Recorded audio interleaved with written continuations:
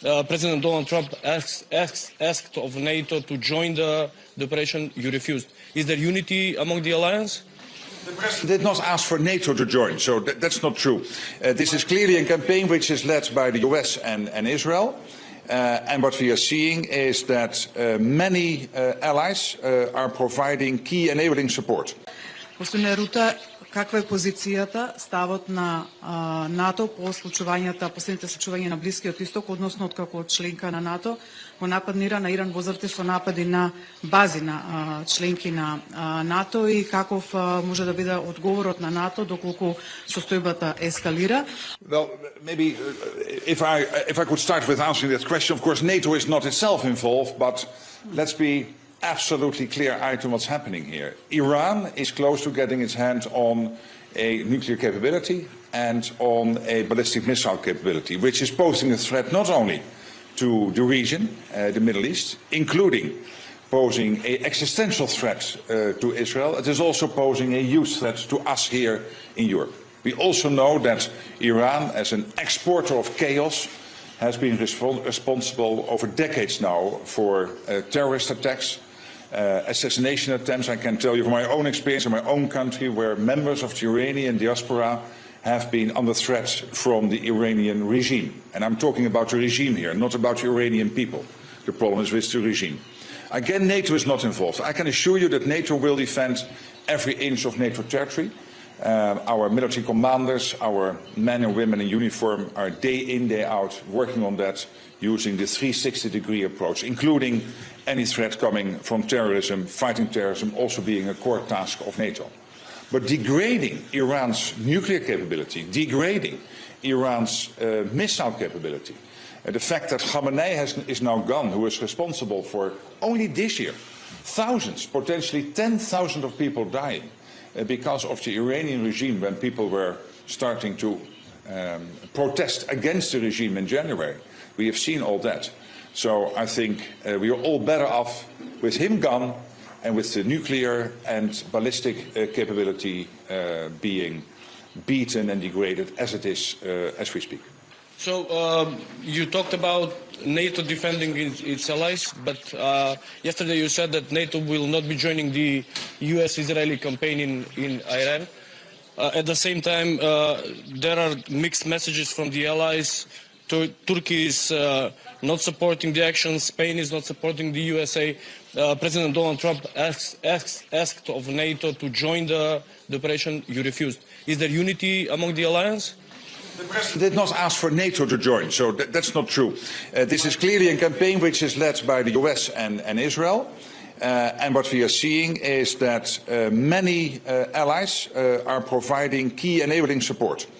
That's not being part of the campaign, but when it comes to access, logistics, for example, the Spanish Patriot system in Turkey, defending already for 10 years, key US interests based there in Turkey through that Patriot system. These are all examples of how, as NATO collectively, but first of all, of course, the individual allies, where they have the optionality and the possibility to make bases available, etc., they are doing that. And I feel widespread support in Europe. I was on the phone with many leaders over the weekend and also early this week, and I clearly sensed that taking out nuclear capability, taking out the ballistic missile capability, and also Khamenei gone, this is applauded by many of my colleagues in NATO.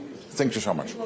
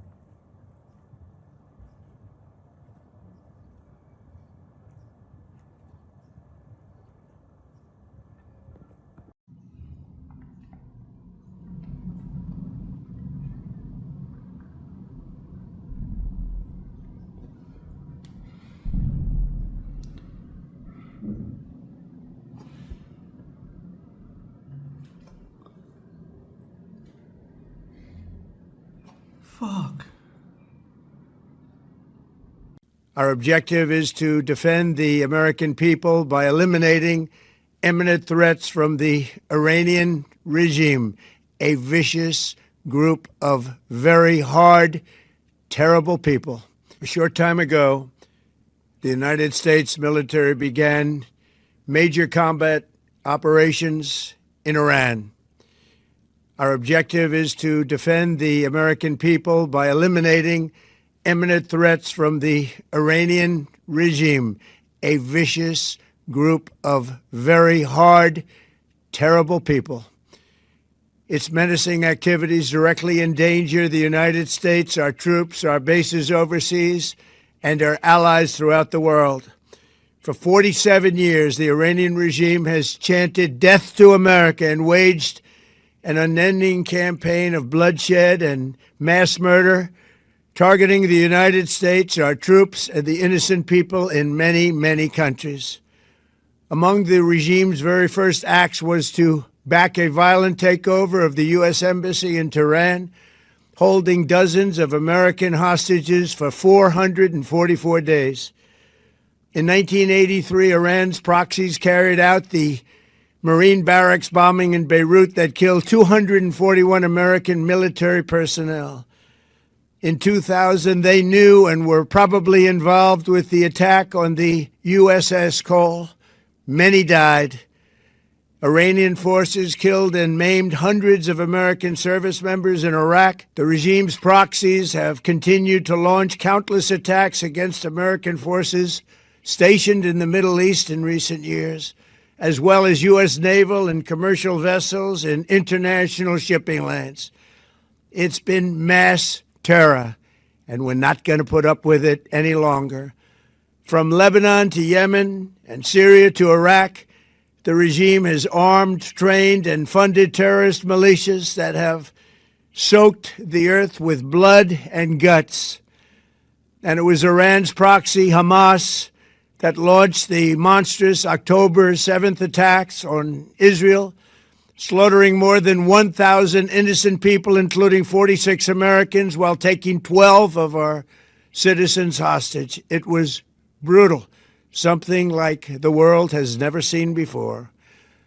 Iran is the world's #1 state sponsor of terror and just recently killed tens of thousands of its own citizens on the street as they protested. It has always been the policy of the United States, in particular, my administration, that this terrorist regime can never have a nuclear weapon. I'll say it again, they can never have a nuclear weapon. That is why in Operation Midnight Hammer last June, we obliterated the regime's nuclear program at Fordow, Natanz, and Isfahan. After that attack, we warned them never to resume their malicious pursuit of nuclear weapons, and we sought repeatedly to make a deal. We tried. They wanted to do it. They didn't want to do it. Again, they wanted to do it. They didn't want to do it. They didn't know what was happening. They just wanted to practice evil. But Iran refused, just as it has for decades and decades. They've rejected every opportunity to renounce their nuclear ambitions, and we can't take it anymore. Instead, they attempted to rebuild their nuclear program and to continue developing long-range missiles that can now threaten our very good friends and allies in Europe, our troops stationed overseas, and could soon reach the American homeland. Just imagine how emboldened this regime would be if they ever had and actually were armed with nuclear weapons as a means to deliver their message. For these reasons, the United States military is undertaking a massive and ongoing operation to prevent this very wicked, radical dictatorship from threatening America and our core national security interests. We are going to destroy their missiles and raise their missile industry to the ground. It will be totally, again, obliterated. We're going to annihilate their Navy. We're going to ensure that the region's terrorist proxies can no longer destabilize the region or the world and attack our forces and no longer use their IEDs or roadside bombs, as they are sometimes called, to so gravely wound and kill thousands and thousands of people, including many Americans. And we will ensure that Iran does not obtain a nuclear weapon. It's a very simple message. They will never have a nuclear weapon. This regime will soon learn that no one should challenge the strength and might of the United States Armed Forces. I built and rebuilt our military in my first administration, and there is no military on earth even close to its power, strength, or sophistication. My administration has taken every possible step to minimize the risk to U.S. personnel in the region. Even so, and I do not make this statement lightly, the Iranian regime seeks to kill. The lives of courageous American heroes may be lost, and we may have casualties. That often happens in war. But we're doing this not for now. We're doing this for the future, and it is a noble mission. We pray for every service member as they selflessly risk their lives to ensure that Americans and our children will never be threatened by a nuclear-armed Iran. We ask God to protect all of our heroes in harm's way, and we trust that, with His help, the men and women of the armed forces will prevail. We have the greatest in the world, and they will prevail. To the members of the Islamic Revolutionary Guard, the armed forces, and all of the police, I say tonight that you must lay down your weapons and have complete immunity, or, in the alternative, face certain death. So, lay down your arms. You will be treated fairly with total immunity, or you will face certain death. Finally, to the great proud people of Iran, I say tonight that the hour of your freedom is at hand. Stay sheltered. Don't leave your home. It's very dangerous outside. Bombs will be dropping everywhere. When we are finished, take over your government. It will be yours to take. This will be probably your only chance for generations. For many years, you have asked for America's help, but you never got it. No president was willing to do what I am willing to do tonight. Now you have a president who is giving you what you want. So let's see how you respond. America is backing you with overwhelming strength and devastating force.